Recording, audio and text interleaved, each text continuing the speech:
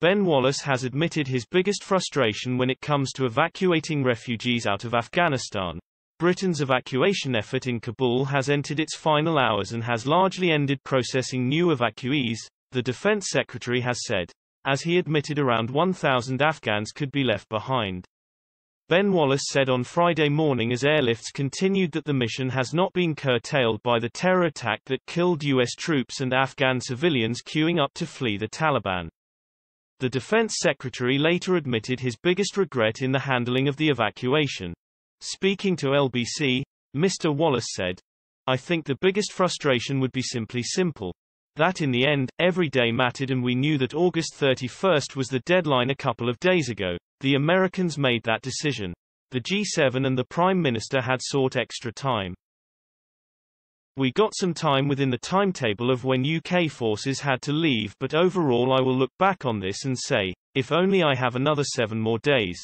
Despite airlifting nearly 14,000 people out of Afghanistan in the past 2 weeks, Mr. Wallace said the sad fact is not every single one will get out. He declined to give a timeline for the exit of British forces as they processed approximately a further 1,000 evacuees already in the airport, but acknowledged it would come before the Americans withdraw, with US President Joe Biden having set the departure deadline of Tuesday. Mr. Wallace said the Barron Hotel Processing Center, near where the suicide bombing took place, was closed at 4:30 a.m., as was the Abbey Gate to Hamid Karzai International Airport. "We will process the people that we've brought with us, the 1,000 people approximately in the airfield now, and we will seek a way to continue to find a few people in the crowds where we can. But overall the main processing is now closed and we have a matter of hours," he told Sky News.